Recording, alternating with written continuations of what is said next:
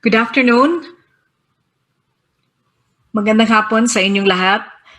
I am Tina Colaiko of the Metropolitan Museum of Manila, which is co-hosting the children's workshop this afternoon entitled What is Built Environment? So welcome one and all, and we should all have fun this afternoon. This workshop has been designed to inspire and awaken the interest of Filipino children ages 8 to 12 in structures and the architecture that they see around them, or what will later be explained as built environment. And we will learn a lot more about this from two special speakers this afternoon who you will love to be with. One, we have a very good teacher and an architect who is currently in the United States as we speak, the head of his program in social entrepreneurship and design thinking at the School of Architecture in Tulane University in New Orleans, Louisiana. Dr. Edson Cabalfin has been teaching for a long time in the United States, and he is the author of What Kids Should Know About Filipino Architecture, published by Adarna Books in 2015. With Dr. Edson Cabalfin, and if you would like to draw and be an artist, we also have this afternoon Ms. Asa Montenejo, a graphic designer, illustrator, and an architect who will show you how she gets inspired drawing and working with young students. She is also the publisher of Adarna Books, and she will be the one giving free copies of What Kids Should Know About Filipino Architecture. So we hope to have fun with all of you this afternoon's workshop on architecture, which has also been made possible by our partner, the Japan Foundation of Manila, for the Built Environment exhibition and project at the museum. So I would like to introduce to you the new director of JFM for a message to all of us.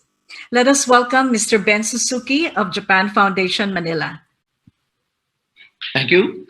Good afternoon, everyone. Konnichiwa means magandang hapon in Japanese. I am Ben Suzuki, director of the Japan Foundation Manila. We are honored to work with the Metropolitan Museum of Manila and our esteemed speakers, architect Edson Cabalfin and Ms. Asa Montenejo on this webinar on art and architecture. And of course, excited to meet with young audiences today. The Japan Foundation Manila promotes projects that encourage friendship between Japan and the Philippines in arts, culture, and language. We invite young participants also to view our exhibition with the Met Manila. You can find the virtual gallery at metmuseum.ph. And especially for the staff of Met, the resource persons of this event, and the participating parents, I'd like to say thank you for your engagement. I'd also like to emphasize that this kind of event is very, very important and relevant under the semi-lockdown environment, because I suppose children are most victimized by the COVID-19. So we are very glad to be able to part of this event. And I myself am very excited to witness what will happen today. So we hope that this event will be a fun experience for all. Thank you again, and please enjoy the program. Salamat po. Hello, everyone. Afternoon. My name is Edson Cabalfin, and I would like to thank the Metropolitan Museum of Manila and then Japan Foundation of Manila for this wonderful event for all of you. As Ms. Colaiko had mentioned earlier, I'm an architect and I'm teaching right now in the US, in the United States. And so I'm really excited to share with you an idea of the built environment, which I'll talk about today. So let me just start my presentation. And then later on, we will have an opportunity for questions and answers much later in the workshop and in the event.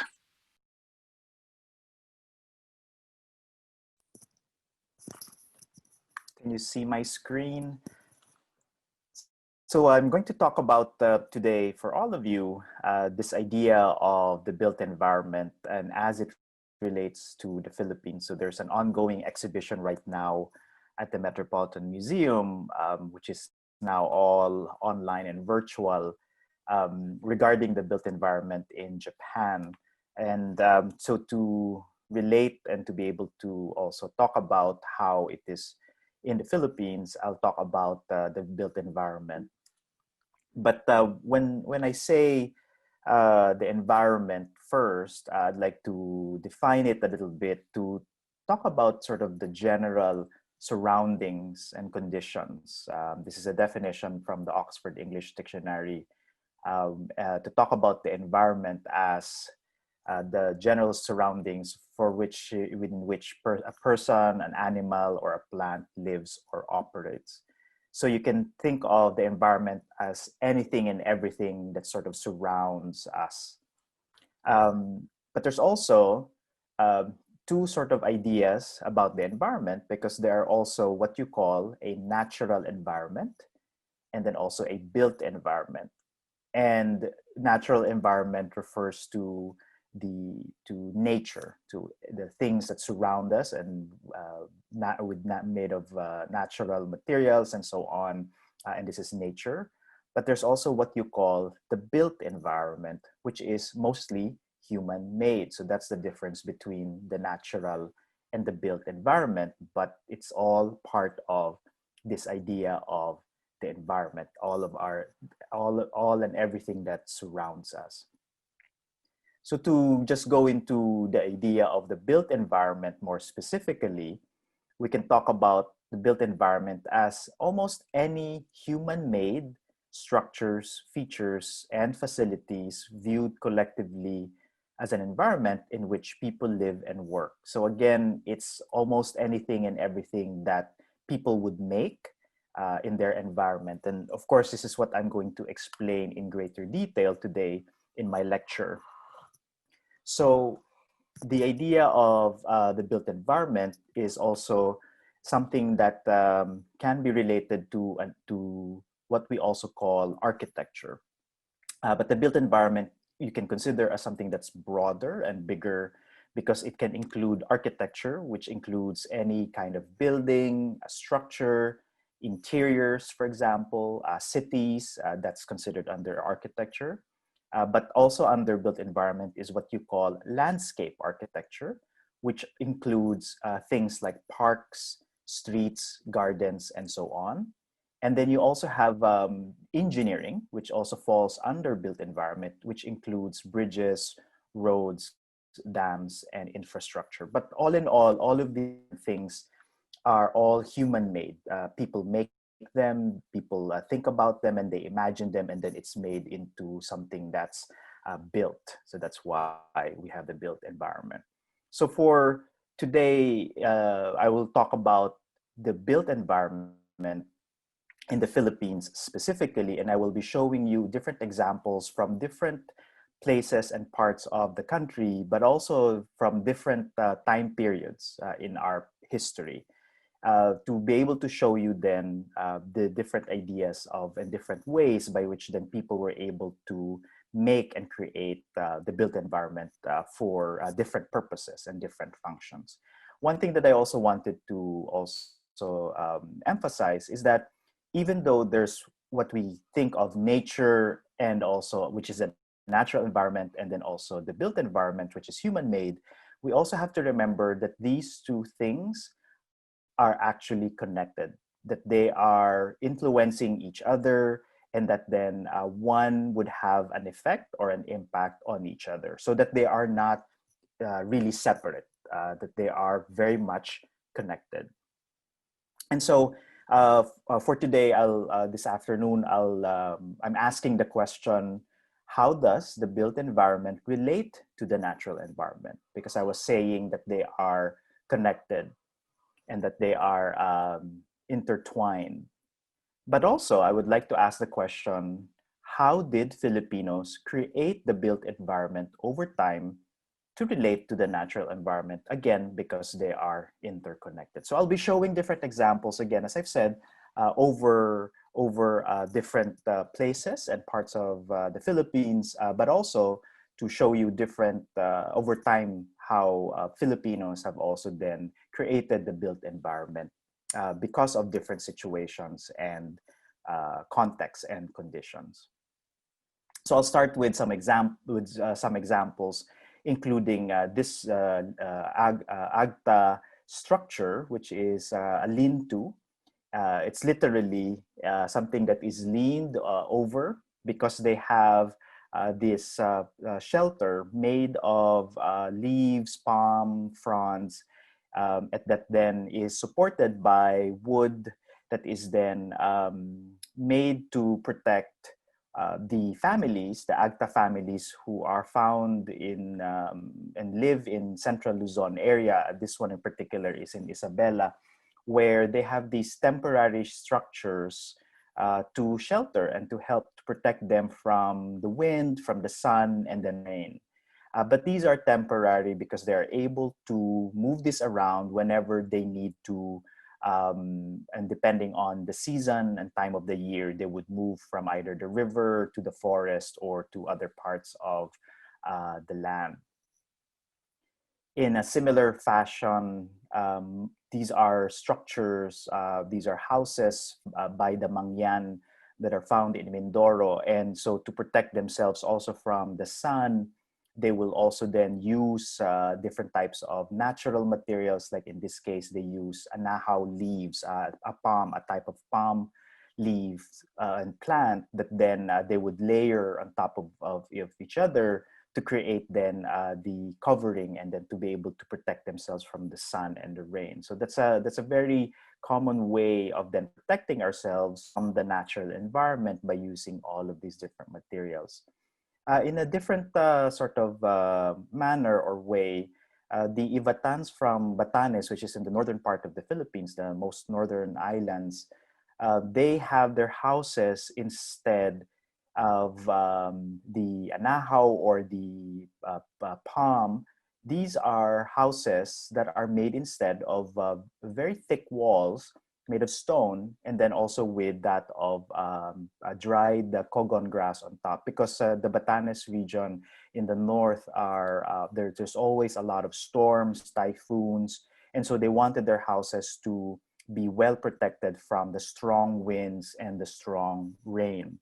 Whereas, as you saw earlier, the houses of the Agta, for example, might not be as heavy because they don't need to necessarily be protected from the strong typhoons in the same way as the Ivatan house here.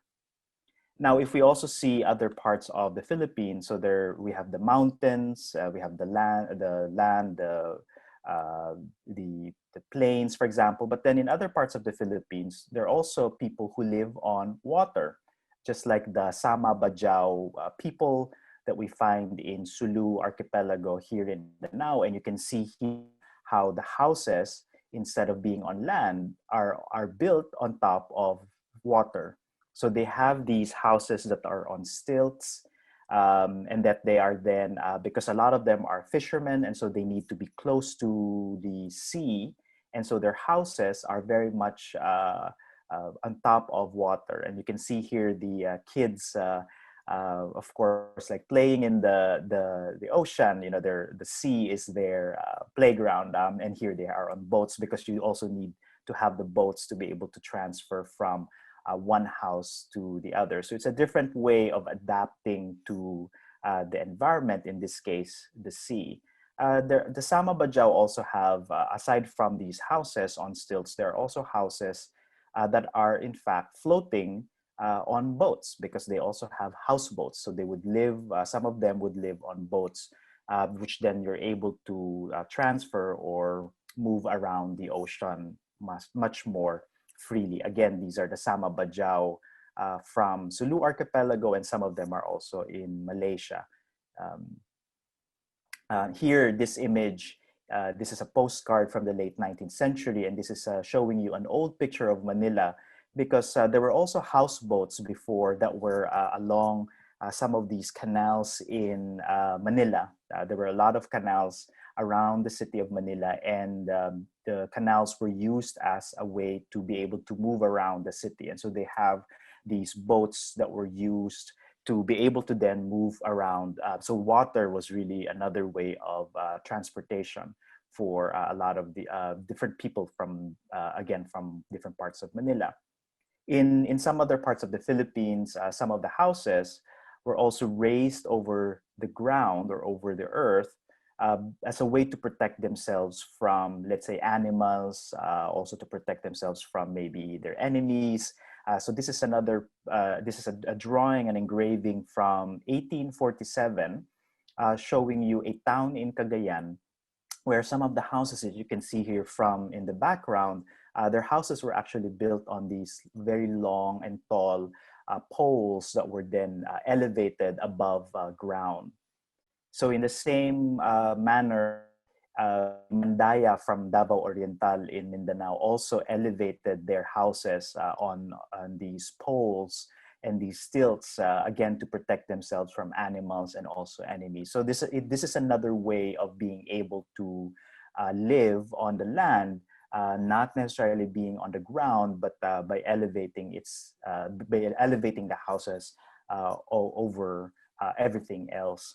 Now I've showed you some examples from the sea, and then some over land, and then there are also examples of houses and buildings and structures that were built on the side of mountains. Like in this case, this is in Batad in Mountain Province in Cordillera area, where you have houses that were built on the side of mountains, here amongst the rice terraces, where they have different ways by which then they would set their building on the side of the mountain. But in particular, I'd like to show you an example of the houses also that were built by the Ifugao, called the Fale. And these houses, as you can see here, are like pyramidal shaped roofs, where it's made of dried grass and are a little bit raised above the ground. Because these houses are also, in other cases, also was used as a place to store their rice. After the harvest, they would also store rice inside these houses. So these pyramidal roofs cover the house, and they're also raised on these wooden posts. There are almost no windows because it's colder in the mountains, if you can imagine. And so there's not a lot of opening except for a door to be able to go inside. And you can see the ladder here to go up the house of the Ifugao. Now, this idea of protecting people, from sun, wind, and also rain, we see this also in other examples, such as the Bahay Kubo, a very traditional and also very sort of popular type of house that we can find in the Philippines. Over time, the Bahay Kubo, sometimes called the Nipa hut, are usually called a Nipa hut because the roof would be made of dried palm leaves from a Nipa palm. And these are examples that you can see on this picture. This is from from the early 20th century of showing you these houses in Manila. And this is a drawing of a Bahay Kubo to show you how the house is raised also on these posts, elevated over land a little bit, because as you can imagine, with sometimes there's flooding, so they want to make sure that then the water doesn't reach the house. There are also a lot of windows that are opening, that you can open, so that then wind goes through very freely throughout the house. And later on, you can see in some houses from the late 18th century and the 19th century, this one from Bahay Kubo made of Nipa palm, there's also what you call the Bahay na Bato, which are made of stone, and then the upper part are made of wood. But it's the same idea where they have a lot of windows that are opened, and you can open them so that you allow the wind to go through, but they're also sort of raised so that then water doesn't necessarily come in on the ground floor. And this is an example. This is the house of our national hero, Jose Rizal. This is his family's house in Calamba, Laguna from the late 19th century, where you see the ground level made of stone and then the upper level made of wood. And then you see the windows here that you can fully open to allow, again, wind to come in. And so these sliding windows that you see on the top are also translucent. It allows light to go through, but then you can't really see in from the outside. So it allows light to come in, but not too much light. So you can control the amount of light that goes into the houses. And what's interesting here is the use of a type of shell to create this capiz shell window. So the shell itself comes from the type of shell called a window pane oyster that you see here on the upper right, and then it's cut to squares and then it's inserted into this wooden frame to create the windows. It's a very creative way of using a shell as part of the house. In some other parts of the Bahay Kubo, the Bahay na Bato, you also have these examples of ways by which then you're trying to protect the building and also the people who are living in the houses from too much sun or too much rain. And so the one on the left shows you a volada, which is sort of like a hallway outside the house, but it's because it's extended outside, and then you have this roof also that's extending over, then it allows wind to go through. You can have a little bit of light coming from the sun, but then rain wouldn't be allowed to get into the house. So it's protected by this overhang, the roof that's extending over the gallery. Whereas on the other image here on the right shows you the ventanillas. These are small windows on the bottom or below the larger windows of those capiz shell windows that I was showing earlier, where they have also these sort of panels that you can close and open to allow light or wind depending on how much you want it. So during maybe a very humid and warm area, a warm time during summer, you can open it up like this way to allow the wind to go through, but then maybe during night when it's a little bit cooler, you can close it. So that's a very creative way of adjusting to depending on the climate or depending on the weather that particular day. There are also some examples of not just houses, but larger buildings also use very similar ideas. This is the Philippine General Hospital building designed by William Parsons in 1910. And this building uses the same idea of having large openings. It borrowed ideas from the Bahay na Bato, where you see these capiz shell windows also on the top. But then it also had a lot of these galleries or hallways, just like the volada, where there are all of these large openings that are shaded to allow then people to move in and around the building, and yet allow the wind to go through to make it cooler. So they're also using very similar ideas. It had it had large windows and also large openings, again, to allow wind to go through.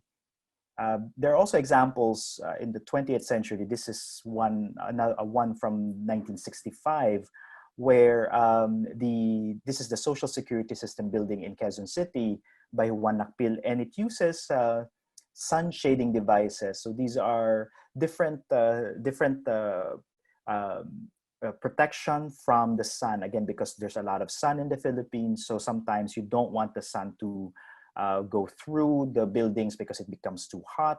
And so they have these different horizontal louvers on the outside of the building on protecting the windows so that then the sun wouldn't come in too much into the building. In the same way, this example, this is the Film Life building in Manila, uses these horizontal sun shading devices also to protect the offices inside the building. So you see these horizontal lines outside. These are those louvers to, again, protect the inhabitants of the building. Now I'll shift a little bit. So we talked about sun, wind, typhoons, for example. Another important phenomenon or another important condition in the Philippines would be earthquakes. So as you can imagine, so similar also to Japan, we're on the ring of fire. And so so we experience earthquakes. The earth would move constantly during the year. So that's a natural event. And there are different ways to respond to that. This example, this is the house of the chieftain of the Maranao called the Torogan. And similar to some of the houses that you've seen so far, they're also raised above the ground, and they have these very thick posts that support the building and the house. But what's interesting about the Torogan of the Maranao people is that then if you look closely at the posts here on the lower left of the image, you see that on the bottom are stones, large stones that these posts, this wooden, they come from tree trunks, and then they're placed on top of these stones, because the interesting about this house is that then when there is an earthquake, the Maranao house would sway. They would basically dance with the movement of the earth, so that then it wouldn't fall or it wouldn't tumble. And so it's a very creative way of making sure that the building would move while there is an earthquake. Now, it's a different sort of thinking in this particular example. This is a bahay na bato. So instead of the house swaying during an earthquake, this example would try to stay firm. And so they do that by making very thick walls, and they would also have these different thicker elements on the lower part called buttresses. This is a little bit more maybe clearly shown in this example, which is the Paway Church in Ilocos Norte, in the northern part of the Philippines. This church was from the 18th century, made of stone, and this is also a UNESCO World Heritage Site, by the way. If you look closely on the right side of the Paway Church, you will see this very large, thick walls that are made to withstand the movement of the earth. Whenever there's an earthquake, it's made to stay firm so that then the building won't fall down or collapse when the earth is moving. So this is another way, but it's a different way of thinking from the Maranao house that I was showing you earlier, where that house was sort of dancing and swaying during an earthquake, whereas this one, the idea is to stand firm and resist. So you try to go against the movement of the earth. So these are two different ways of thinking, but they're also done effectively and also creatively. There are also other creative ways of dealing with the environment, and there are many sort of structures that do and adapt to the environment. There are also things such as bridges, such as this, made of bamboo. This is from Lanao del Sur in Mindanao in the late 19th century. But we also see the idea of bridges crossing over water, over river. This one is the Bridge of Spain found in Manila in the late 19th century. So it's also the same idea, but using different materials. So the bamboo that was used in the earlier image, this one they're using steel, metal, and also stone. And then you can see this also in other examples, like the Juanico Bridge that connects the islands of Samar and Leyte in the Visayas. And this is considered the longest bridge in the Philippines. And so this also uses steel, metal, and then also concrete to be able to connect different parts of the island. So these are also creative ways of adjusting and adapting to the environment. And in similar way, also you have elevated skyways like this one, partly shown in Makati, how this road that's raised above the ground would allow then cars, buses, and to be able to move throughout the city much easier, and also to allow then people to move from one place to another in a much faster way. But in other parts of the Philippines also, we have things such as streets also, which allow maybe not cars or buses to move through, but in this case, this is Calle Crisologo in Vigan in Ilocos Sur, where you see the Calesa also moving through the street. But streets are also part of the built environment because it allows people and vehicles also to move and you can see the pedestrians walking through the streets. So the streets are also ways by which then we have adjusted to the environment. And in other parts also, you have parks that also allow people to enjoy the environment and the scenery, like this one in Iloilo. This is relatively new, which opened in 2012, where people can then jog. So it's not just a place to be able to walk or run, but it's also a place to enjoy the river in Iloilo in the Visayas. And so parks are also important part of the built environment because it allows people to be able to rest and relax, maybe play. And these are just some examples of the few remaining parks that are existing in Manila, such as the Arroceros Park, and then also the Mehan Gardens behind the Metropolitan Museum. So these are slowly disappearing also in the city, but you can design these parks, such as this one, the Quezon Memorial Circle, which is a large park here in Quezon City, which allows you to have a lot of greenery and trees within the city itself. So this is just to show you that in Metro Manila, there are fewer and fewer open spaces and green spaces. And here are just some being identified because as the city grows and grows, there's also a lot of buildings that are then taking over some of these green spaces. So in fact, a lot of green spaces are also disappearing. And the natural environment is also another idea about the natural environment is that we see nature as a source of materials. And so architecture in the built environment uses natural materials such as bamboo, wood coming from trees. You have the nipa palm here on the upper left. So these are natural materials that are used in different buildings. I've shown you the Bahay Kubo earlier.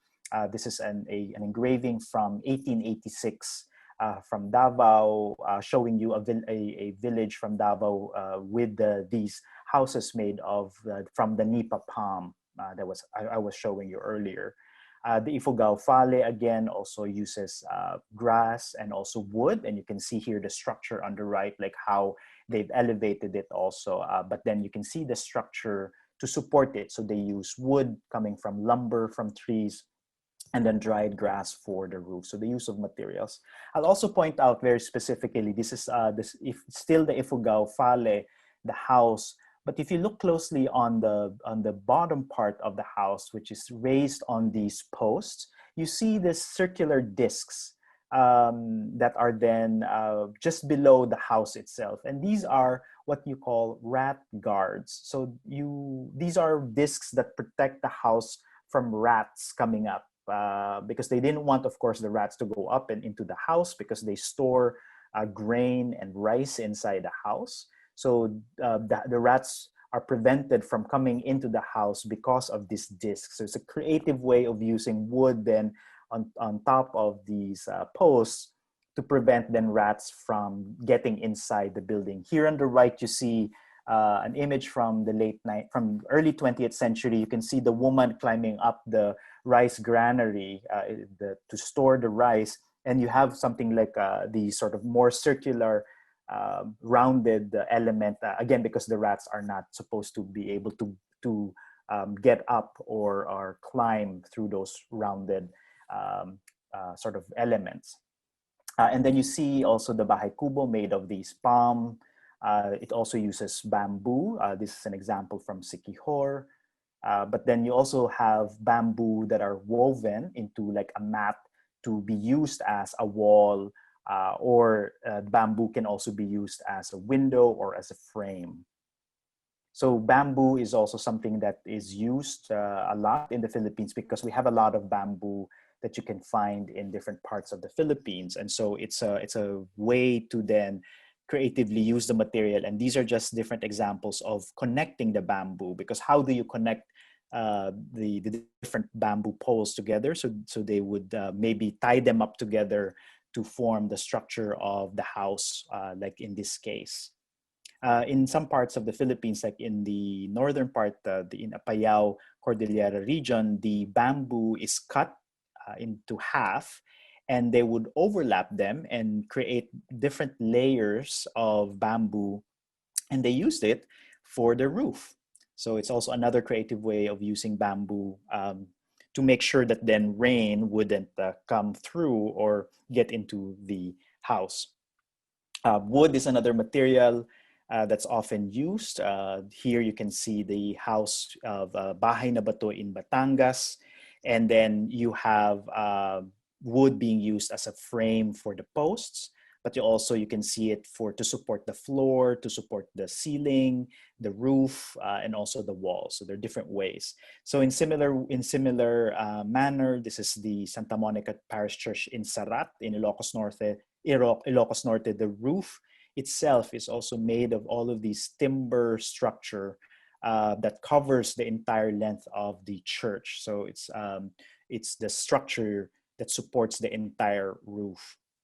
Other materials found in nature are also like stone.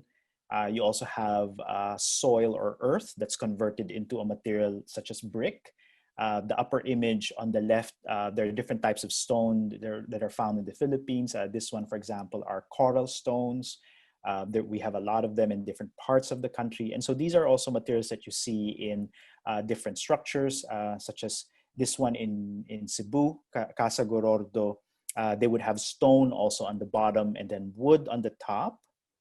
The Immaculate Conception Parish or the San Agustin Church in Intramuros in Manila uses adobe stone here. The one on the right shows you using brick from clay for the dome. This is also using stone. This is for the dome for San Agustin Church. And then the Miagao Church in Iloilo, the Santo Tomas Villanueva Parish Church, which is a UNESCO World Heritage Site, uses coral stone because there are a lot of coral stone in the area. So they used that material as the primary building material for the church. Whereas the Santa Maria Church in Santa Maria Ilocos Sur in the north uses brick. So it's a different material because of what's available. They're using what's available in and around the areas. This is another example made of stone. This is the Basilica Minore of Saint Martin of Tours. This is in Taal, Batangas. So different materials are found in different parts of the Philippines, and that would have an effect on what is used in the building or in the architecture. But you also have other materials coming from natural materials, but they're already processed, like metals, concrete, and also glass. Glass comes from sand. They are then used also in buildings such as the San Sebastian Church, which is a church that's constructed mostly with steel, which is metal. This was completed in 1891, so it's a very unique type of church. The Parish of Holy Sacrifice in Quezon City uses concrete this time for its shell, for the dome for its roof. And then the Sultan Bolkiah Mosque in Cotabato City also uses concrete, and this is the largest mosque in the Philippines, which opened in 2011. So the bigger the structure, sometimes you would need firmer and stronger materials to be able to hold it up. So they use steel, concrete in different ways. Like this is also the Philippine International Convention Center uses concrete, almost very heavy, but it also seems to be floating over water. And then another example using concrete, but then it also uses clay tiles for the roof. This is the National Arts Center in Mount Makiling in Laguna. So this was a larger structure, and this was inspired, in fact, from the Bahay Kubo, the kind of pyramidal roof that we have seen earlier. And then the Cultural Center of the Philippines uses concrete also and steel, but on this floating element uses also travertine stone. So stone is also being used in kind of another way, different from what we have seen in other examples before. Or in this case, this is the San Miguel Corporation headquarters in Mandaluyong, where you have glass and steel, but then also there are plants. This is trying to create or borrow the idea of the rice terraces that are found in Banawe in the north, translating it into a building by the Manyosa brothers. And then you also see in a lot of our cities, you see all of these steel, glass, and concrete skyscrapers becoming much taller, much higher, and much bigger, again, because the material allows you to be able to create bigger, higher, and larger structures. And you see this now in a lot of cities across the Philippines where you have the sort of higher and taller skyscrapers, just like this one in Makati Central Business District here. But one thing that we also have to remember is that then the more we build, there's also a challenge that then, are we also building too much? So that's also a question to think about. And just like what I said earlier, some of the open spaces and the green parks are also slowly disappearing because we are also building and building. So that's also something that becomes also a problem. And then some other issues related to our current cities is that, there's also a lot of garbage and pollution. What do we do with garbage? So and you can see here some of the waterways in Metro Manila being blocked with plastic and a lot of garbage, again, because there are a lot of people living in cities, and this is something that we have also to think about. Now, when I mentioned earlier about materials such as metal, we also have to think about, where do we get the metal? And this is an example of where we get metal. This is an open pit mining that we find in this example, in particular from Toledo in Cebu, where to be able to get the metal, sometimes, unfortunately, you have to then strip the mountain. You carve out the mountain, and then that's how you get metal. So we have to think about, are we also then maybe abusing nature when we try to get materials out of nature? And another effect of that, we use wood, but then are we also then maybe stripping our forests where to be able to get wood, and so deforestation also happens. So this is also an effect of having too much materials that we need also for building. So we need to think about that. So to end, I'd like to just summarize quickly then what are some of the ideas that I've talked about earlier. So one is that architecture and the built environment adapts to the site. As you saw, we can build buildings and houses and architecture on the mountain, the seas, rivers, and plains. So it changes and it adapts depending on where it is built. The architecture in the Philippines also responds to a lot of the conditions of a tropical climate, because we are in the tropics. There's a lot of rain, sun is very vibrant and very bright. There's also a lot of wind. And so those are things that we have to also contend with. But there's also typhoons and strong winds that might also be damaging. So we have to protect also the buildings against those very strong elements. Earthquakes would be another factor that we have to think about when we are building in the Philippines. And so the architecture have responded to some of those as the ground moves constantly. We've also seen how architecture uses natural materials found in the area, such as stone, wood, bamboo, and palm. But we also have seen how architecture and the built environment also uses processed materials such as concrete, steel, glass, plastic, and so on. And then we've also seen how architecture uses different ways by which we build and construct architecture and different types of buildings. And so there are ways to connect different materials and how to build and how to be able to make our buildings stronger, bigger, or larger. But what's also important to think about is that the reason why we also create the built environment is because we're also trying to create shelter as a shelter also for how people live, work, and play. So because we live in these different buildings and the built environments, a way to also shelter the people who live, work, and play in it. But we also have to think about how architecture should take care and respect of nature when building and constructing, because we might also be damaging nature, and we have been damaging nature. So we have to think about then how can we also take care of nature in the future, which then brings me back to the first idea that I was also mentioning at the beginning of my talk, to say that in having the environment as the surroundings by which then people, animals, plants live, there's the natural environment, which is the nature part, but there's also the built environment, which is human made. But we really need to think of the natural environment and the built environment to be together. You cannot really separate them. And so if there is an effect on one, they will have another effect on the other. So what happens in nature will affect the built environment, and then the built environment will also have an effect of nature. So we have to think about that whatever we do in building and creating our built environment in architecture, it will also then have an effect on nature. So that also then, just to end this talk, I also would like to maybe emphasize that as we are also maybe abusing nature in trying to create buildings and architecture, there is also the possibility for us to also then take care of nature. For example, as I mentioned before, there's a lot of forests that are being cut because of the need to use wood.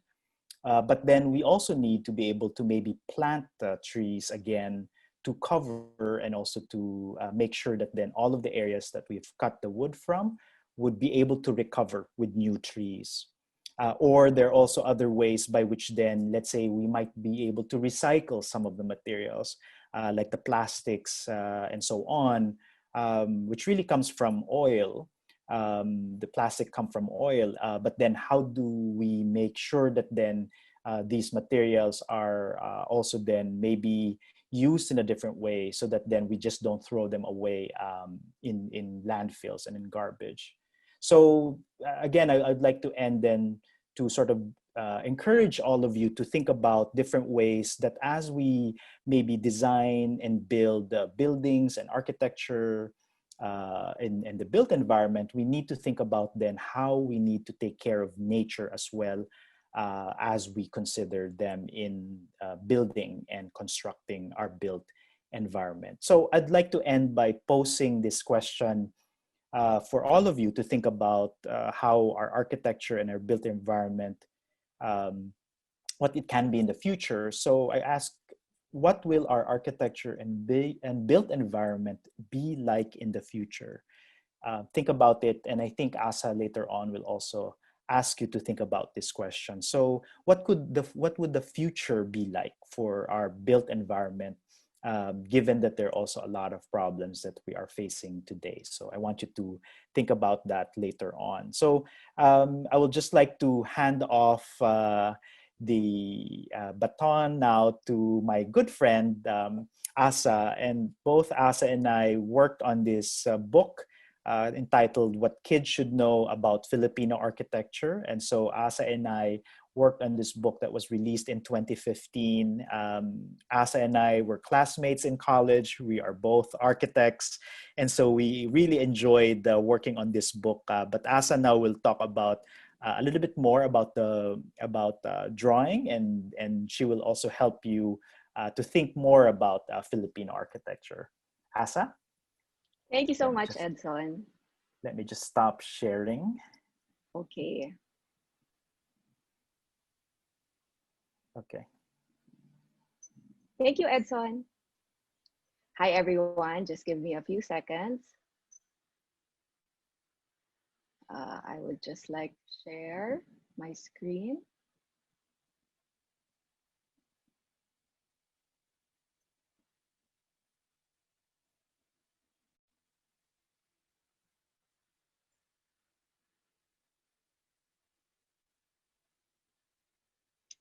Okay, hi everyone. My name is Asa. You can call me Tita Asa, Teacher Asa, whatever you want. And as Edson mentioned, I am the illustrator of our book, What Kids Should Know About Filipino Architecture. Now, I hope everyone is ready with their drawing materials and their 3 pieces of paper, at least 3 pieces of paper for our drawing activity this afternoon. So, as Edson explained in his lecture earlier, buildings are all part of the built environment. And here, if you can see my screen, these are examples of the built environment. These are also examples of architecture. But who makes architecture? An architect makes architecture. An architect is responsible for designing, planning, and supervising the construction of buildings. And as Edson also mentioned, I am an architect and he's an architect as well, and we both studied architecture in college. And so what we're going to do today is we're going to all pretend that we're all architects. So I hope you have your pen, pencil, marker, crayon, colored pencil ready, and your paper. Or if you're like me, you have a tablet and you draw on your tablet, you can also draw on your tablet. Okay? So what is this? This is the Bahay Kubo. Edson also talked about this in his lecture earlier. And for me, this is one of the perfect examples of the built environment working with the natural environment. So we are, of course, as you know, the Philippines is a tropical country. What does that mean? Oh, sorry. Sorry about that. What does that mean? That means that we have a lot of heat and we also have a lot of rain. So how does a Bahay Kubo respond to this environment, to this tropical climate? So the Bahay Kubo has a big roof, and you can see it has large overhangs here. So it's far from the wall, and it's big, and it's made of palm fronds or dried grass. And this protects the people inside from the intense heat of the sun. Now, when it starts raining, because of the shape that's inclined or sloped like this and not flat, then the water falls off to the side. How else does it work with the natural environment? It has big windows, and so the air easily goes through. And in fact, the air even goes through its very light walls. The floor is lifted from the ground. So there's a space between the ground and the floor. So the air also can also pass under the building and cool the inside of the house. It's also high because if it floods, then the water won't reach the inside of the house. And what's more, this space under the house called the silong is where they can keep their pets and their chickens. Isn't that great? So now is the time to draw. Let's draw. So knowing that the built environment should work with the natural environment, let's imagine ourselves architects and try to draw a house. So what if you are an architect and you had to make a house on top of water? How would you do that? Now, kids, you can draw along with me. You can copy what I draw on the screen, or you can make your own. Let's spend this time to make our imaginations flow and let our minds play, because this is what drawing is about. So let your imagination go wild. What if you had to build a house on top of water? What would you do? So let's draw. All right. So I think if it were me, first of all, I would start with some columns that go all the way to the bottom of the water so that it reaches the ground.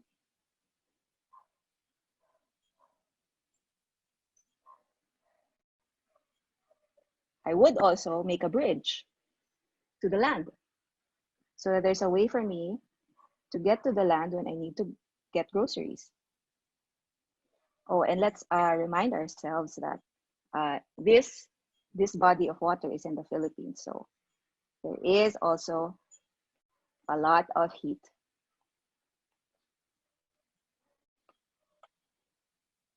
So if this was my house, I would build walls like this. And if there is intense heat, then I think I would do like the Bahay Kubo and have a big roof as well so that the people inside are cool. But maybe I'm thinking, what if the shape of my roof was like this?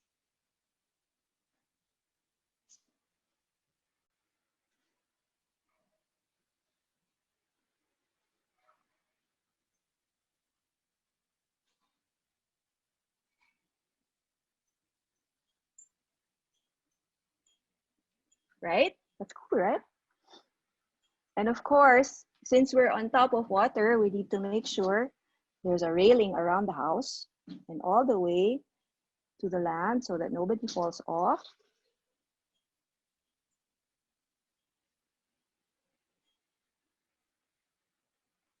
And you can see that my roof, it kind of reminds you of an umbrella, huh? Because you know how an umbrella protects you from the heat and the rain. I think I would also like to have super big windows. And in fact, maybe my whole wall opens up so that when it's nice and breezy, I can open up everything and I don't need an aircon inside the house. So maybe I will have folding doors like this so I can open up the whole wall.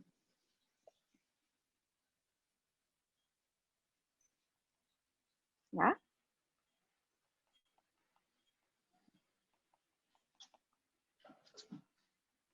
And if I have a balcony right outside, this is what you call a balcony, the overhang over here.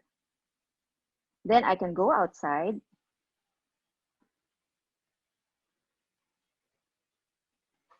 and enjoy the water from there.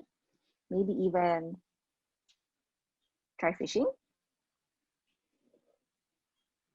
And maybe I'll also build in some stairs so that I can go into the water anytime and swim.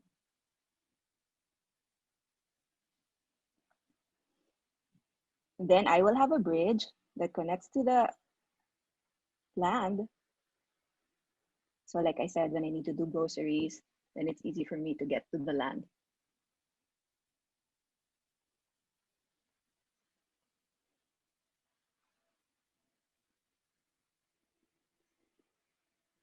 Then you can start coloring. If you'd like to color your house, I think that maybe I would like a yellow roof as well. Yeah.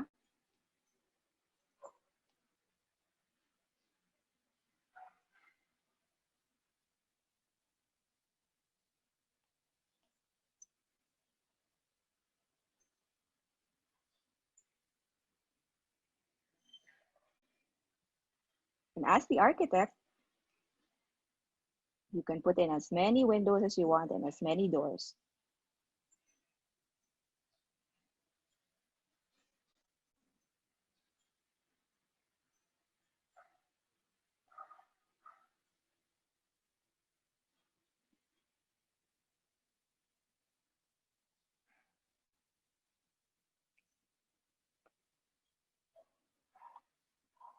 So have fun and just keep drawing.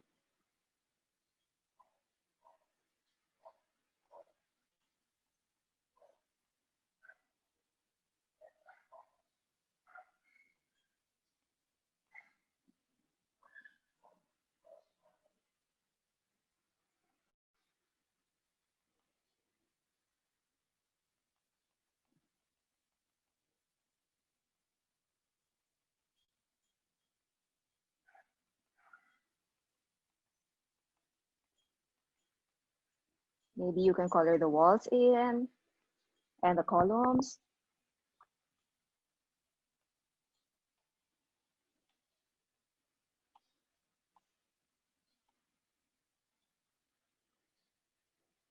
You can even color in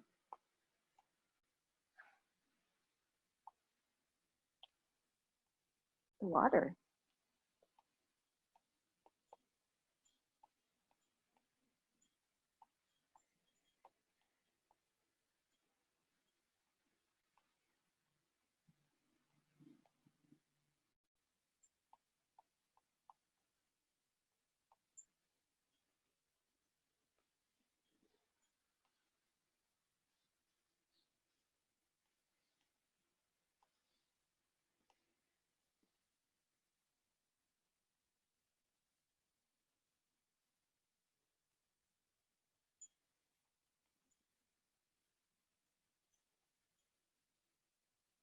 Now think, what else would you like to put in your house?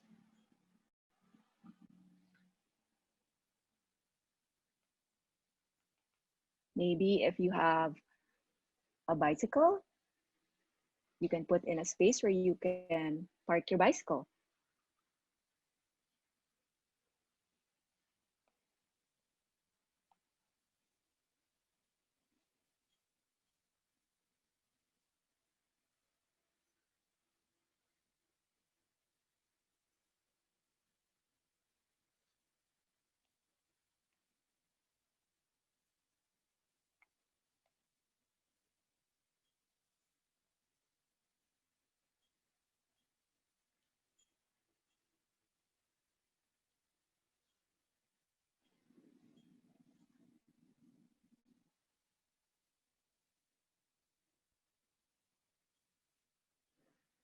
Okay, so I hope you enjoyed your drawing. Let's move on to our second drawing activity.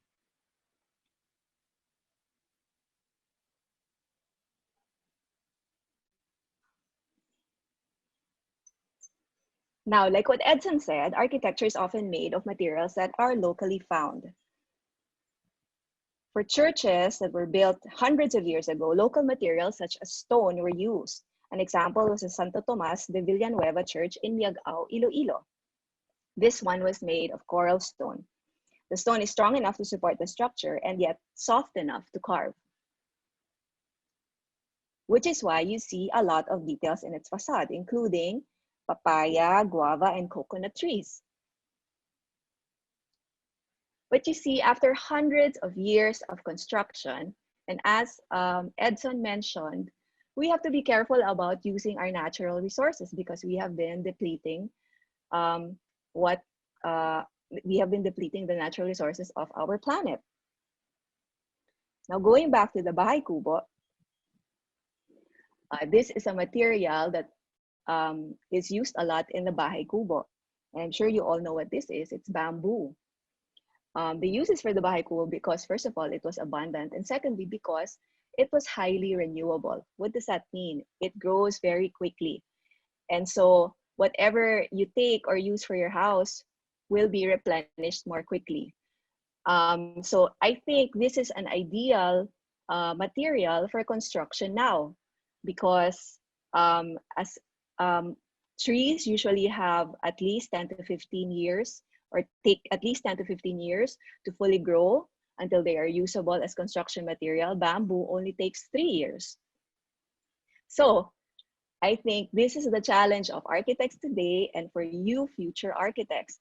How do we find renewable resources that we can use for our architecture? Or maybe how do we recycle stuff so that we can use that for buildings? So this is our next drawing challenge. So you might think that if we use bamboo, then everything will need to look like a Bahay Kubo. These are examples of modern day buildings that make use of bamboo. Because of modern technology, now we are able to shape bamboo into different forms. And you can see in the pictures on my screen, they don't look like the Bahay Kubo, do they? And so here is the next activity. Let's draw. Let's imagine that we can only use bamboo for our house. How would that house look?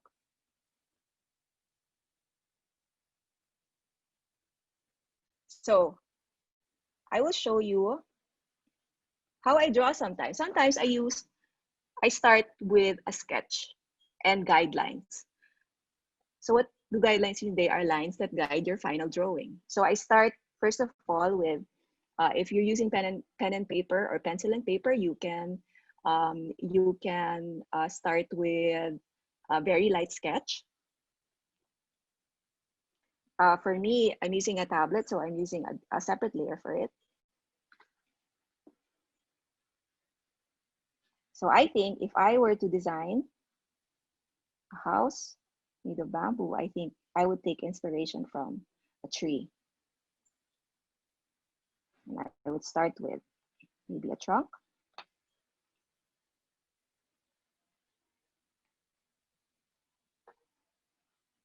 And I think I would like this house to be 2 floors. And maybe I'm going to try a circular window. So you see, those are my guidelines. And then I start drawing over my guidelines.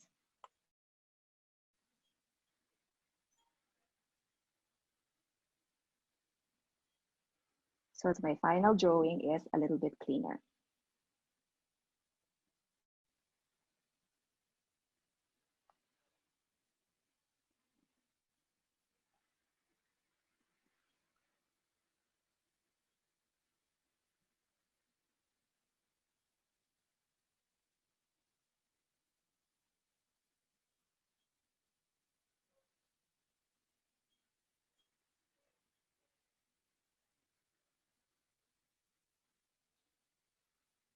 So can you imagine a house with this kind of roof?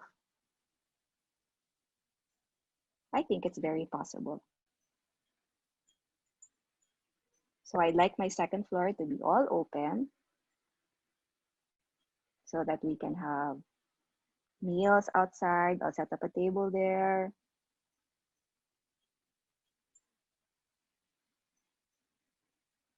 I can have some milk tea up there.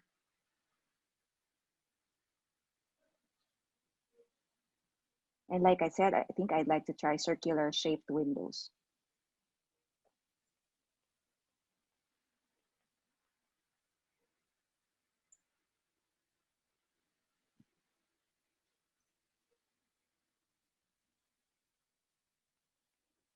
I can use bamboo for the window shutters. And then maybe my structural components like these columns that look like a tree trunk can also be of reinforced bamboo.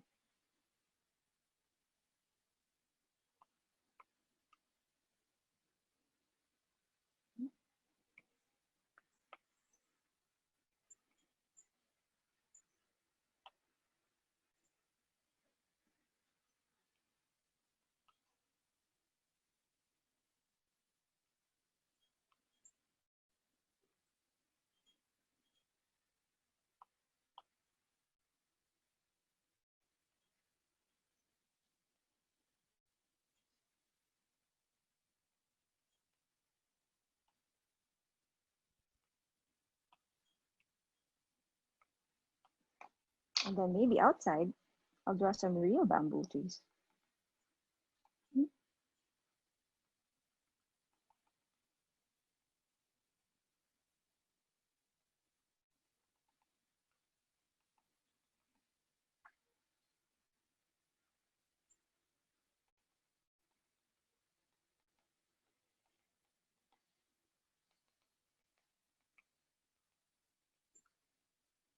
How is your bamboo house looking?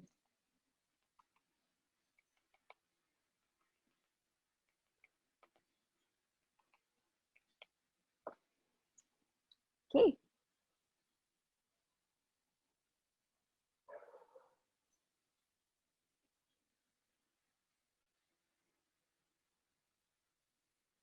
Now finally, as Edson's question was at the end of his talk, let's think about the future. From the Bahay Kubo, where Filipinos used to live, we now live in concrete houses and high-rise buildings. So for this last drawing activity, I'd like you to think, 50 years from now, how will Filipino architecture look like? How will your house look like? Let's draw.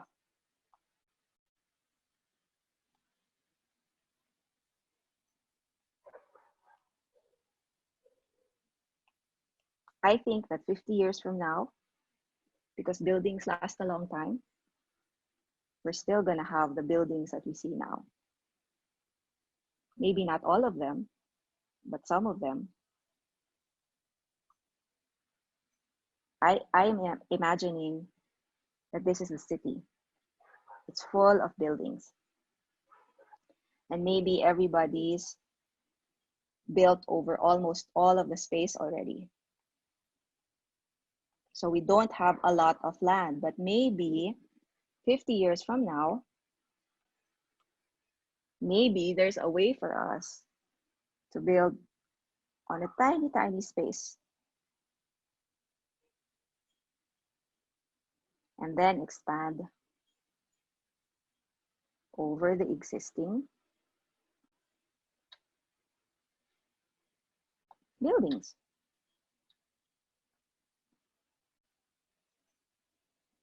I think that maybe for me,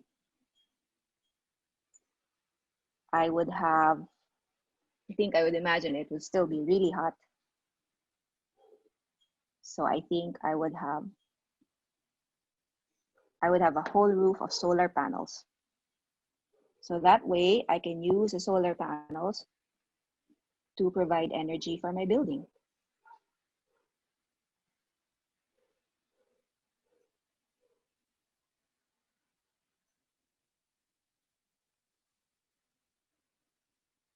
So maybe there's a door right here where you go in, and then there's an elevator that takes you all the way to the top.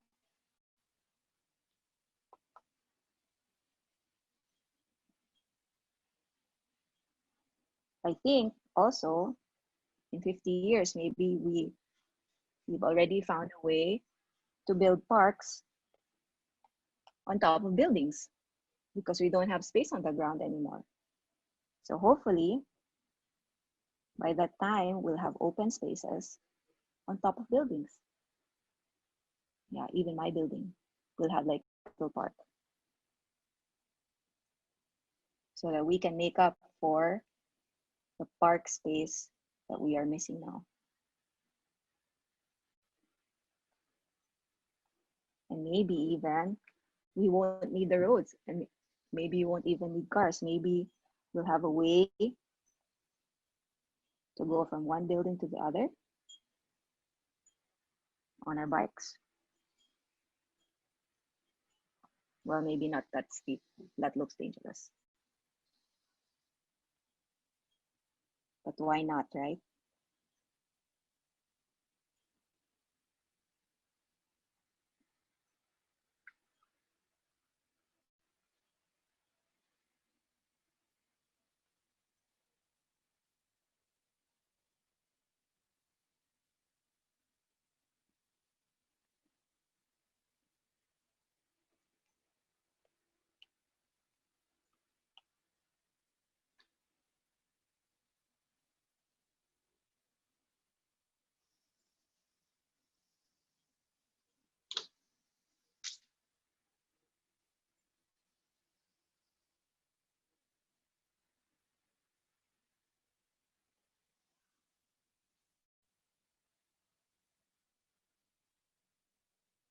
So how would your house 50 years from now look?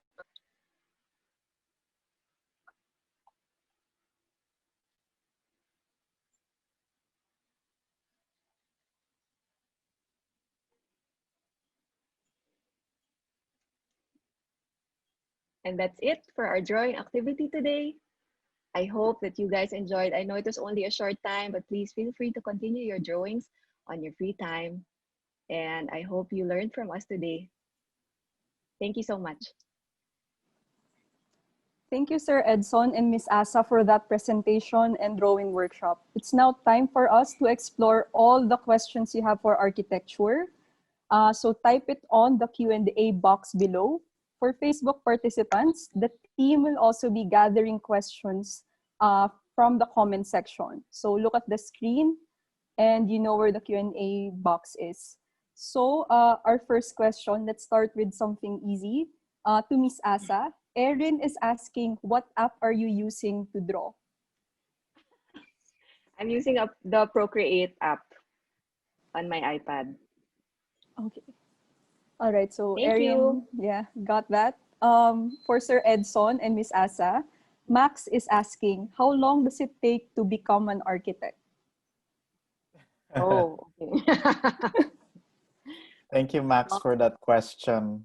Asa and I studied in college 5 years. And then afterwards, we had to work as an architect for 2 more years. And then we then took the exam, the license for architects.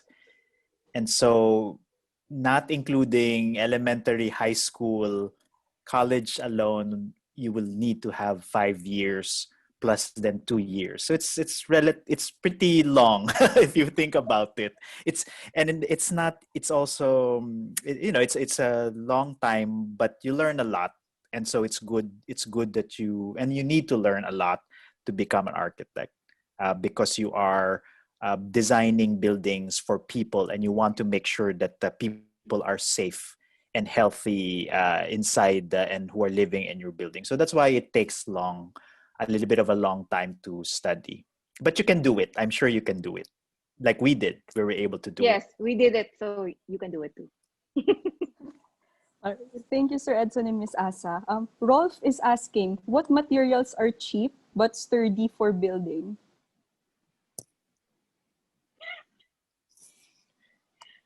Wow, that's difficult to answer.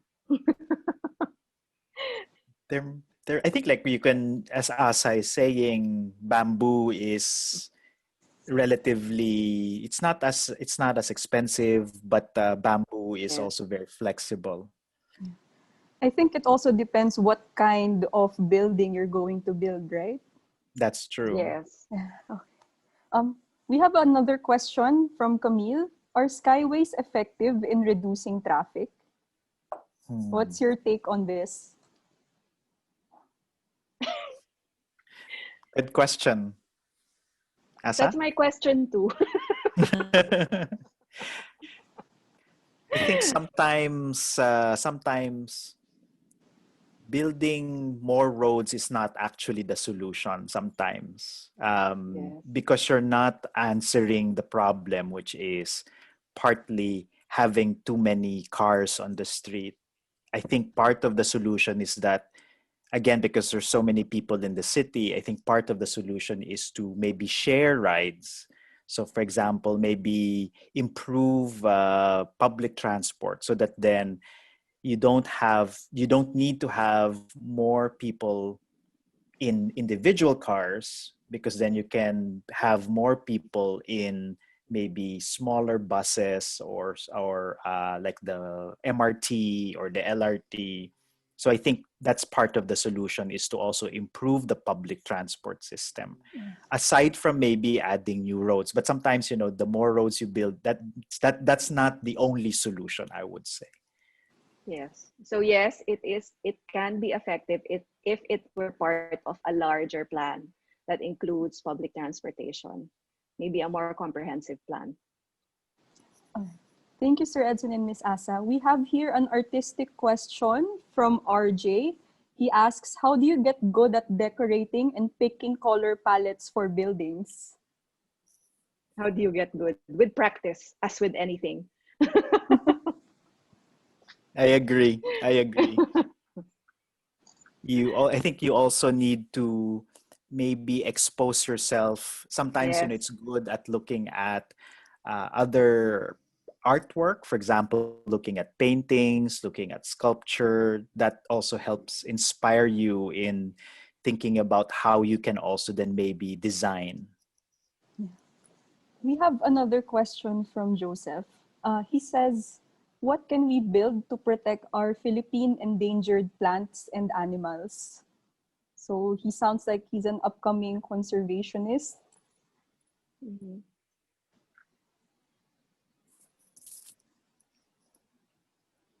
I think you need to then maybe really pay attention to what are endangered plants, for example. And then for one, maybe do not use these plants. For example, some of our trees are endangered, and so maybe not use them for architecture or for buildings. That's one way. I think you need to have, maybe we need to build conservation or conservatory so that then we help protect the plants, especially the endangered ones. As Sir Edson mentioned a while ago, he says maybe the solution, maybe the question is maybe we're building too much. So maybe the answer is maybe we shouldn't build anything and just declare something like a protected area. Another question from Elijah. To be an architect, he asks, do you need to be good at drawing? No, you don't. It's a plus, but you don't need to be good at drawing, because when you study architecture, they will teach you the skills that you need to be able to draw plans, and the drawings that you need to be able to build something. So no, you don't need to know how to draw. You can learn that in college. Okay, we have another question from an 8-year-old aspiring architect, Datu. He says, what subjects do they need to study now so they can be good at architecture in college? Oh, well, you know, architecture has a lot of science and math subjects. So you can start with that. It's also good to actually you also need to study also a lot of reading also and writing, because you will also be asked to write. I think a lot of people think that architects do not write, but you also need to be able to write. So it's also good to study. So study everything, you know, whatever you're studying, you need to really work hard and make sure that you learn as much as you can, Yeah. because that will be part of your work in the future. And you know, pay attention to your surroundings, because we're surrounded by architecture. So it's good to just, you know, take notice of what's around you. That's really good advice. We have another question from Frederick. He asks, what's the best thing about being an architect? I think there's a lot of for me, what I really enjoy being an architect is that then when I design something and then it gets built, it's good to see how, and I feel that I am helping also others, and that I feel that people are also, because they live in the buildings that we build, and so I enjoy knowing that people are able to live, work, and play because of the buildings that we design. So I enjoy that part. I agree. I think that's also the most fulfilling part, when you see actual people using what you've built and what you've designed. But I think for me, another very rewarding part of it is the design process itself, because you know, getting into a problem and trying to solve it in an elegant way, in a way that is aesthetically pleasing and yet very functional. It's a big challenge, and I always enjoy that part of the process. Yes, same for me too. The creative process is also very, very fulfilling. Thank you, Sir Edson and Ms. Asa. I think we have time for 1 to 2 questions. In case we don't get to answer your question today, don't worry, we have all of them. So we'll try our best to reach out to you, so all your questions will be addressed. So our next question is from David. He asks, why do we call it built environment, and why just not call it architecture? It's a good question. The reason why built environment is used as a term, so that then it is a broader and a much larger term, because sometimes architecture, people think of it as buildings, but as I explained earlier, the built environment covers and includes buildings, bridges, streets, so it's a much larger idea, and anything that humans do to change their environment as becoming a human-made environment, that's what you call built environment. So we're wanting to broaden and be able to think of our built environment as not just including architecture and buildings, because it's really including much more just like what I was saying at the beginning. Okay. Thank you, Sir Edson. We have one final question. I think this is a good question to end this discussion. From Charisse to Sir Edson and Ms. Asa, what inspired you to do architecture? Mm. It inspired me to do architecture. I always tell this story when I found out what an architect did when I was 8 years old. I decided then that I wanted to be an architect because I think I recognized, that it's also a creative field, and yet it has so much use to to society and to people. So I think that's what really inspired me, what an architect actually did. So it's like um, yeah, it I can't even put it into words. But yeah, I think the whole idea of designing and being an architect really inspired me already. For me, the idea of combining art and science together was very inspiring for me. For one, my parents were both scientists. They used to work for the Philippine Nuclear Research Institute. So I was already exposed to a lot of science. So I really loved science and enjoyed science. But then at the same time, I also enjoyed the creative process, drawing, just like Asa. I was very inspired, with creative. So I drew a lot also when I was young. I really enjoyed drawing. So when I was trying to decide before college what was going to be my course, I thought of, okay, what's a good course that combines both art and science? And so, and then looking around, and I saw architecture as both the combination of an art and science. And so that's what I decided to take. And true enough, afterwards, it was really there's a lot of art, and there's also a lot of science, as Asa is also pointing out earlier. So I really enjoyed that part, and that was part of what was inspiring for me. Thank you, Sir Edson and Ms. Asa, for sharing your passion for architecture. Now it's our time to ask you guys a question. So put your thinking caps on. It's quiz time. Ate Lian from the backstage is giving us a couple of questions. So grown-ups, take a step back first. The prizes are for kids. Yeah, Lian, can you click next? So just to remind you, the first one to send us the correct answer wins this book, What Kids Should Know About Filipino Architecture by Sir Edson and Ms. Asa. So to answer, click the Q&A button at the bottom of your screen and type. Next slide, Lian. And before you type, before you send, wait for our go signal. So we won't be considering answers that were sent before our go signal. Okay, so we have 3 levels.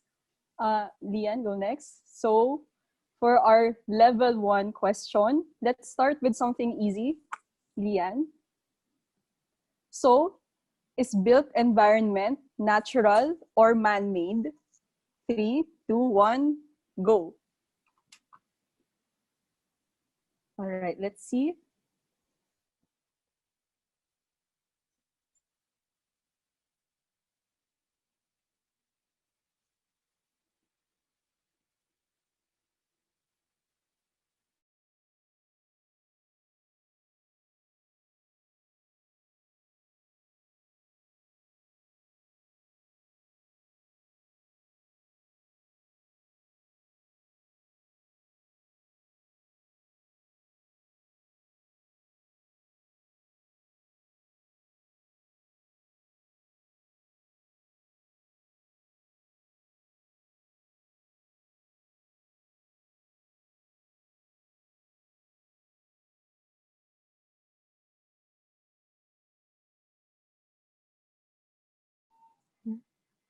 Hi, sorry, I got disconnected for a bit there. So Andre answered first. So congrats, Andre. You win a book and some goodie bag that we'll be sending to you. All right, so it's time for our next question. Miss Asa, can you read this?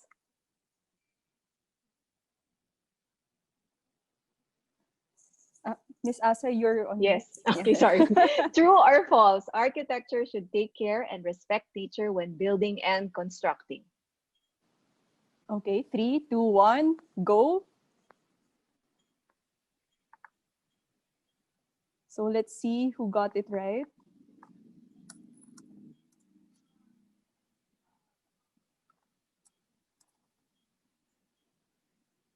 So let's check.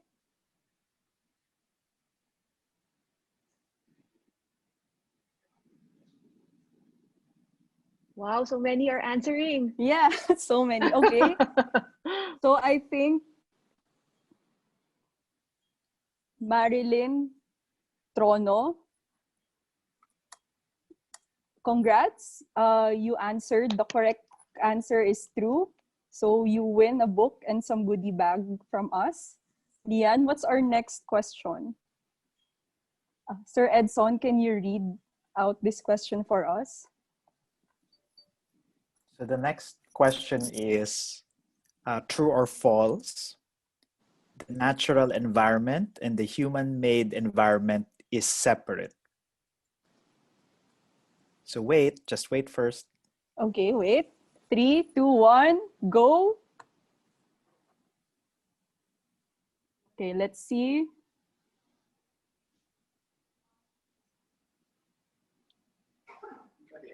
So many kids are answering. So Sir Edson, what's the correct answer? So the correct answer is false, because Right. the natural environment and the human environment are actually together. Right. But that's a trick question.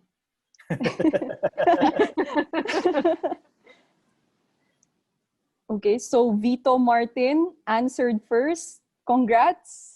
We'll be in touch. All right. Ate Lian, what's the next? Okay, so no, we're now approaching level 2 questions. Okay, so the first question is, give one example of a natural material abundant in the Philippines that we can use to build houses. So as a clue, Miss Asa showed a picture of this during her workshop and also during Sir Edson's presentation. Okay, so 3, 2, 1, go.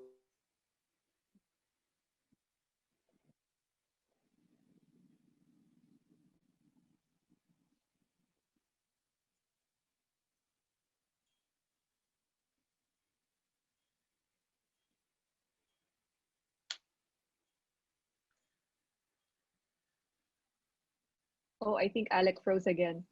All right, so let's see who won it.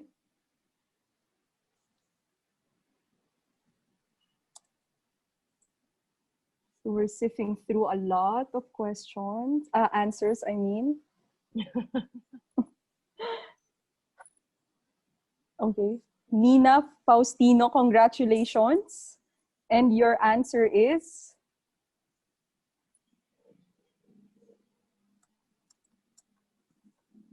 So Miss Asa, what are some examples of this? So she answered bamboo. Bamboo is the correct answer. Yeah. Of Okay, course, there are also Lian. other examples such as wood, stone.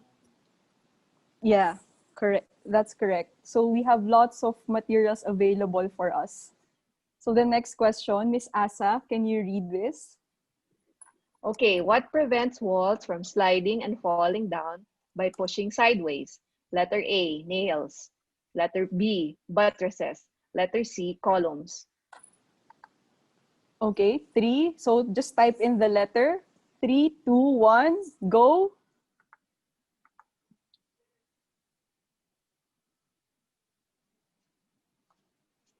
Okay. So the correct answer is Sir Edson. The correct answer is letter B, buttresses, as you can see in the Bahay Church. All right. So Our ates and kuyas from backstage is checking the answer, and it looks like Maricel Sanchez won. Thank you. We'll be in touch. Congrats. All right. Ate Lian. So this is a bit harder now. Sir Edson, can you read it? Okay. So this shell comes from window pane oyster. We call this a blank shell window. All right. In case you don't remember, we do have some clues. So it starts with a C. Can someone remember? They answered.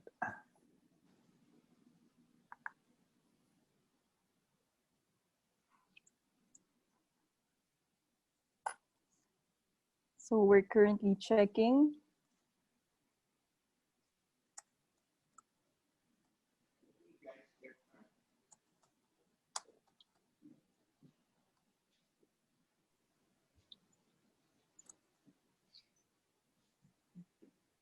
Everyone's so good, so it's hard to pick. I know. Yeah. So It's many hard to scroll answers, so out. many correct Yeah. answers. All right. Our winner, we have determined to be, drum roll, Sarah Bernardo answered Capiz. So that's correct. Ate Lian, can you flash us the right answer? Great. Okay, so for our next question, right, looks like we're approaching level 3 now. So it's going to be much harder. Ooh. So our next our next Oh, question wow. is Miss Blank houses have this unique anti-earthquake design. Number 1, the houses are raised atop large tree trunks. Number 2, the tree trunks rest on top of round stones. And as Sir Edson mentioned a while ago, it's like they're dancing with the earth when there are earthquakes. Does anyone remember what you call this house? So maybe Ate Lian can give us a clue. Right. So this is the house. Do you remember what it's called?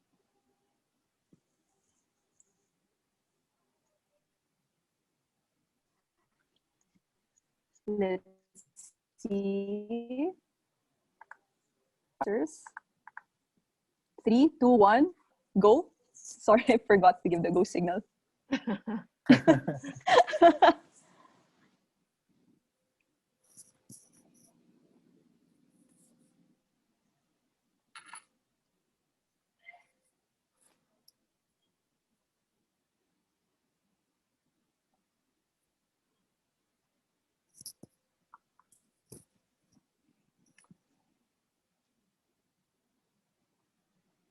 Okay, let's see. Looks like we have a winner. Lance Gabriel Limin got the correct answer. Congrats, Ate Lian. Can you flash us? So it's Good the job, guys. Torogan. Yeah, good job. Torogan houses of the Maranao, where their datu lives, if you remember. Okay, so the next question. And I think it's the final one, if I'm correct. So Miss Asa, can you read this to us? Sure. Why do Ivatan houses have walls made of stone? Okay, 3, 2, 1, go. Ate Lian also has a clue. The walls are strong because it protects people from. So let's see.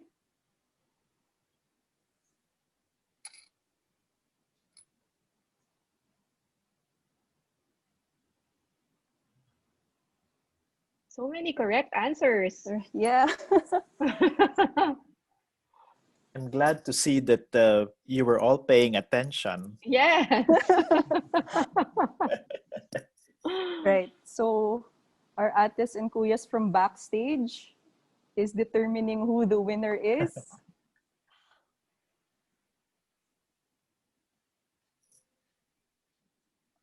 All right. Amon Laques answered because of the strong weather. Is this correct, Sir Edson? Yes, that's correct. Yeah.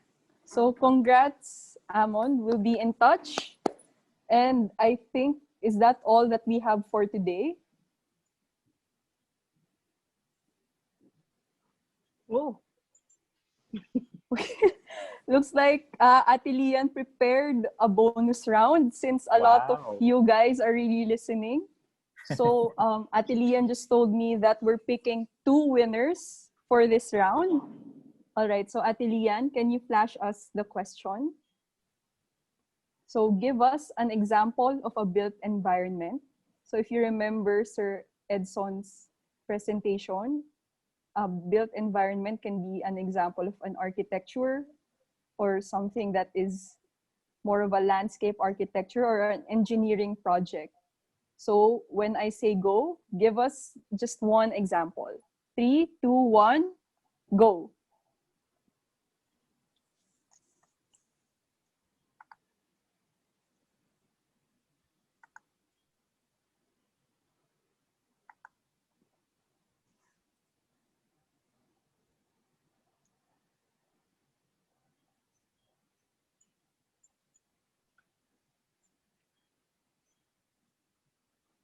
So while we're waiting in suspense,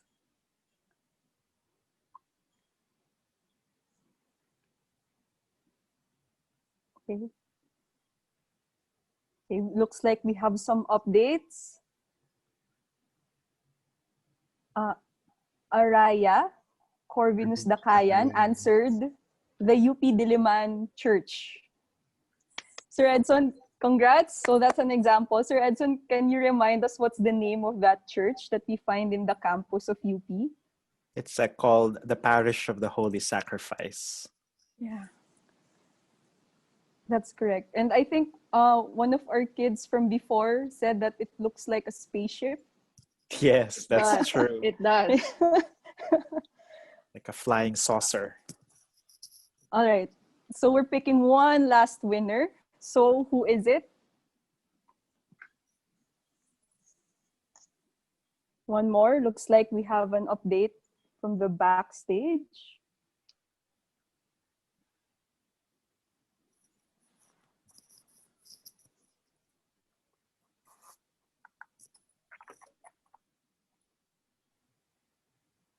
Okay, looks like Marilyn Ann Raventrono answered building, which is correct.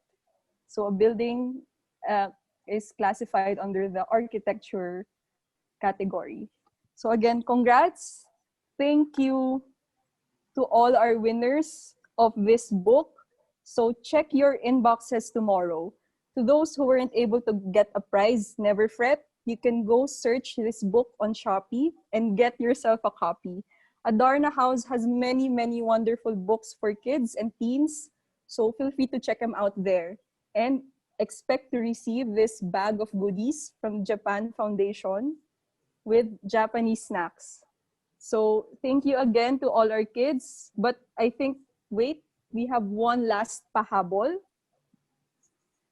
So remember the drawings you did today with Miss Asa. We'd like you to post them and again, get another chance to win this book along with a bag of goodies. So scan or take a photo of your drawings that you did a while ago and post it on Facebook or Instagram. So in the description, we'd like to hear from you. Just fill in the blanks. Today I learned blank. My drawing is blank. So just share with us what you did and make it a maximum of 8 sentences for both already. Write your nickname and age in the description. And when you post it, like and tag our page and use the hashtag OurBuiltEnvironments. In case you don't have social media, you can also ask your ates and kuyas, titos to post it for you. So next, Lian. So we'll be selecting a couple of your submissions to be featured in an online album. So even if you don't win, you might still see your drawings featured in our pages. So we'll be picking one winner for each age category. So expect that you'll be receiving these prizes. So our deadline for submission is until 8 p.m. tomorrow, Sunday, October 18. So we'll wait for you till then. So thank you again to all our participants for joining us online. And I'm sure you all miss going outside. The museum is closed, but if you go to our website, which I'll be sharing,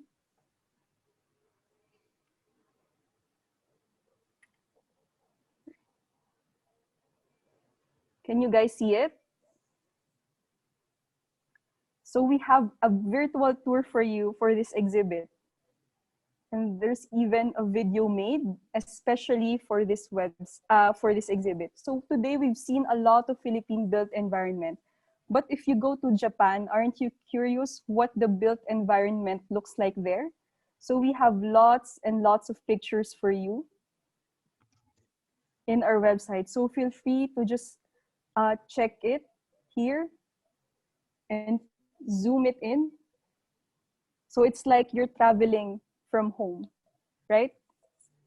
So we hope this event inspires everyone to become architects one day, or at least appreciate the built environment around us even more.